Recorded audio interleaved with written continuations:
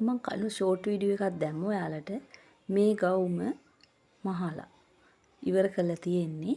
ඉතින් අපි මේ ගවුම තව ලස්සන කරගමු.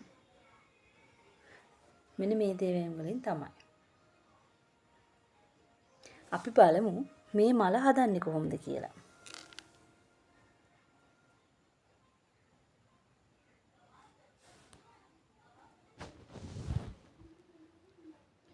මේ මල හදන්න මේ වගේ ලේස් රෙදි ඒක පට්ටියක් කපා ගන්නවා. ඊට පස්සේ අපි මෙහෙම නවලා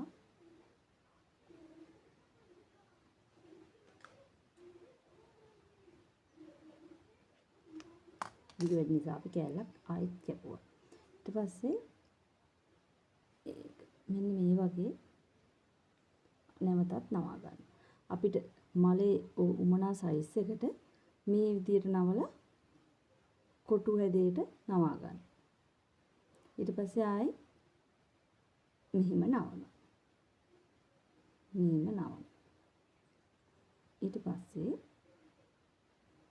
මල් පෙත්ත මල කපා ගන්න මේ විදියට ත්‍රිකෝණාකාරව නවලා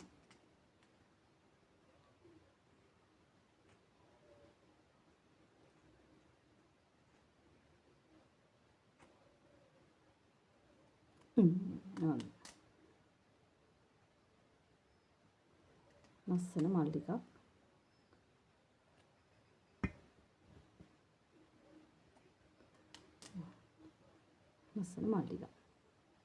දැන් අපි මේ මල්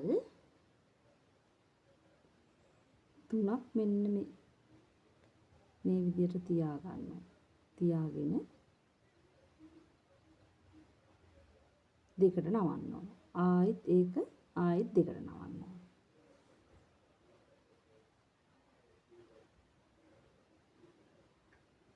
ඊට පස්සේ අපි මෙතනින් ඉදි කට්ට ගාලා මෙහෙමක් ගහ ගන්නවා. මතක හිටුව ඔයාලා ඉදි කට්ටේ නූල් ගැටේ අනිවාර්යෙන් ගැටය දා ගන්න ඕන. නැත්තම් නූල ඔන්න ඔය විදියට මහ ගන්න.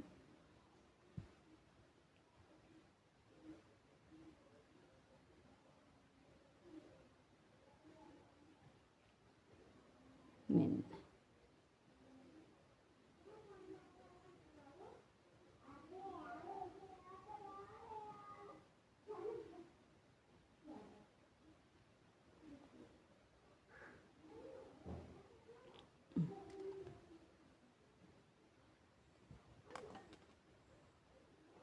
මේ විදියට මල් හදා ගන්නවා. මේ හැම ගොඩක් මල් හදා ගන්නවා මේ විදියට.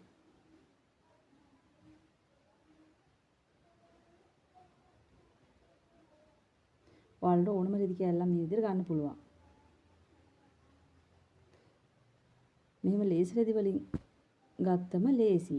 මොකද මේක මේ වෙන රෙදි වලින් කැපුවාම මෙතන මේ නූල් යනවා. එතකොට වැඩේ හරියන්නේ නැහැ. ඒ නිසා ඔයාලා අනිවාර්යෙන් මේ වගේ ලේස් රෙදි තමයි ගන්න ඕන.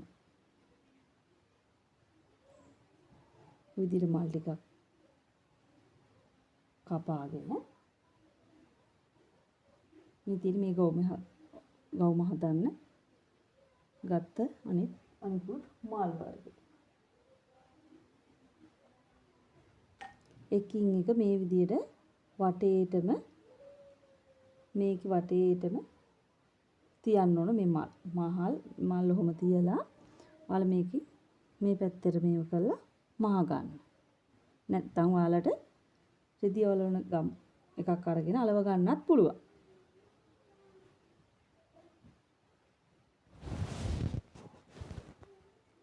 මෙතනුත් දිගටම මල් තියලා මෙතනට වෙනකම්ම ඊට පස්සේ මෙතනින් ඉඳනොත් මේක ග්ලිටර් වලින් අලව ගන්න. මෙහෙම අලව ගන්න ග්ලිටර් වලින්.